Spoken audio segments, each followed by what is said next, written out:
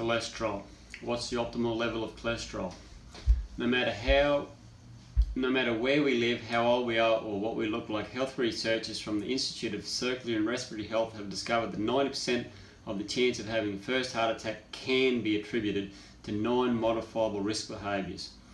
The 9 factors that could save our lives include smoking, too much bad cholesterol, high blood pressure, diabetes, abdominal obesity, stress, lack of daily fruit and vegetable consumption, as well as lack of daily exercise. Dr. William Cliffords, Executive Director of the Baylor Heart and Vascular Institute and longtime Editor-in-Chief of the American Journal of Cardiology, is convinced, however, that atherosclerosis has a single cause, namely cholesterol, and that the other so-called atherosclerotic risk factors are only contributory at most. In other words, we could be stressed, overweight, smoking, diabetic, couch potatoes, but if our cholesterol level is low enough, there may not be enough cholesterol in our bloodstream to infiltrate our artery wall and trigger disease. Thus, the only absolute prerequisite for fatal or non-fatal atherosclerotic event like a heart attack is an elevated cholesterol level. The optimal bad cholesterol LDL level is 50 to 70. Accumulating data from multiple lines of evidence consistently demonstrate that that's where a psychologically normal LDL level would be.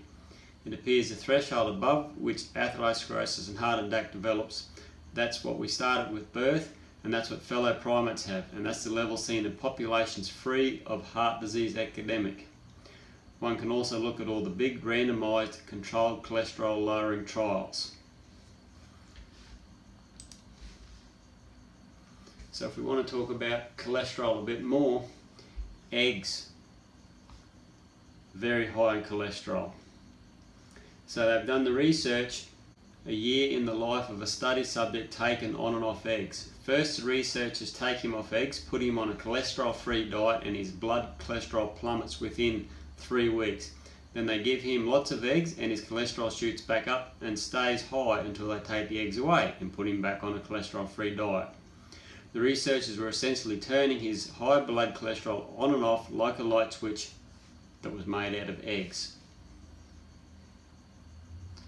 So do eggs increase our risk of cardiovascular disease? The latest meta-analysis, the latest compilation of all the best studies on egg consumption and the risk of heart disease going back to the 1930, found that overall those who ate the most eggs had a 19% increased risk of cardiovascular disease, a 68% increased risk of diabetes, and once you have diabetes, an even greater 85% increased risk of heart disease. It doesn't take much. Less than a single egg a day was associated with a significantly increased risk of heart disease.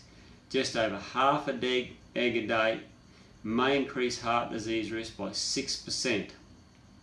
40% separated diabetes patients, and the risk of diabetes by 29%.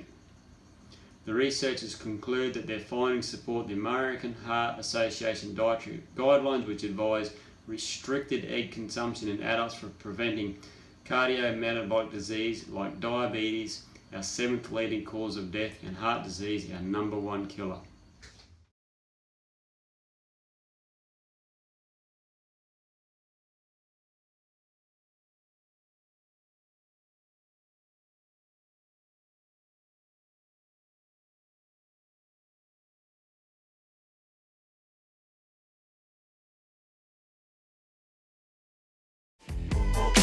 Break it down.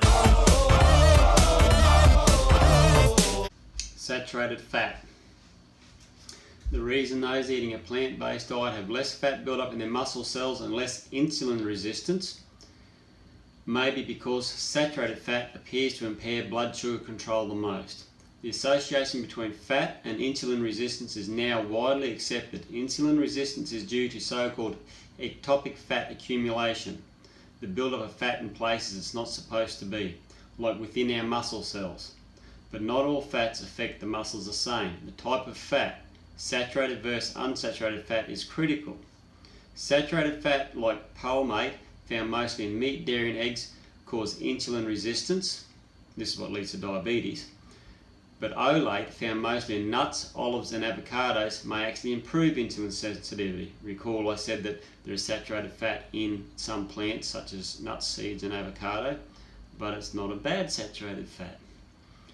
What makes saturated fat bad? Saturated fat causes more toxic breakdown product and mitochondrial dysfunction and increases oxidative stress, free radicals and inflammation, establishing a vicious cycle of events in which saturated fat reduces free radicals, induces free radicals, causes dysfunction of the little power plants within our muscles, the mitochondria, which then causes an increase in free radical production and an impairment of insulin signaling. Fat cells filled with saturated fat activate an inflammatory response to a far greater extent. So there's a lot more on it, but that's just briefly. So, I mean, I've got a list of 1, 2, 3, 4, 5, 6, 7, 8, 9, 10, 11, 12, 13 products that you find in meat, and that's not an exhaustive list, that's only 13. And I've only spoken about 4 of them because it could just go on forever. That's just to give you a brief outline of simply what is wrong with meat, and you don't have any of that in your plant products. So just to finish off our brief talk about meat, scientific consensus on meat. Scientific report for the 2015 Dietary Guidelines Advisory Committee examination between diet patterns and various health outcomes.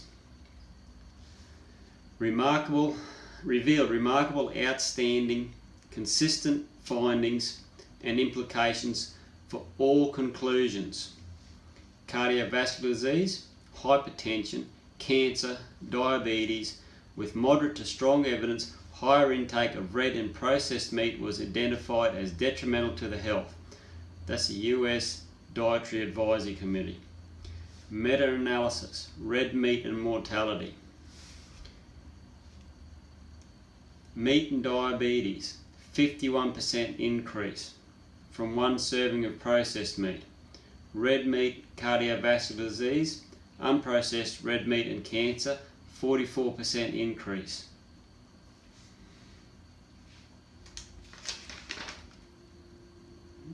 That's just a couple of basic figures on that. So they're frightening statistics, and they're not one-offs. These are just thousands of studies verifying these findings. So that sort of wraps up a bit of a quick talk about what is wrong with meat. Surely, yes, you can live on meat, you can eat meat, you can get nutrition, you can get calories, and you can get a lot of B vitamins.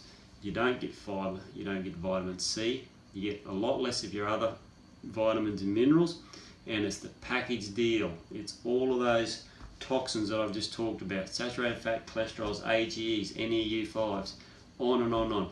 Package deal. You don't get that in plant products. Meat is devoid of fibre, extremely high in heme iron.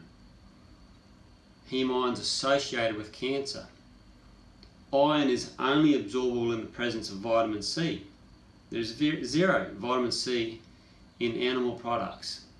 Zero. Vitamin C is only in your plant products.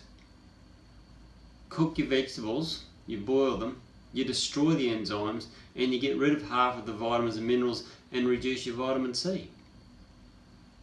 So you're having meat and vegetables, so you've cooked up all the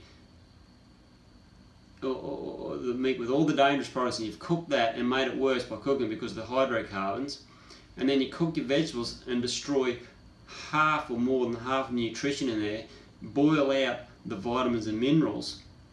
What are you eating? A very, very low nutrition diet that is extremely high in saturated fat and cholesterol.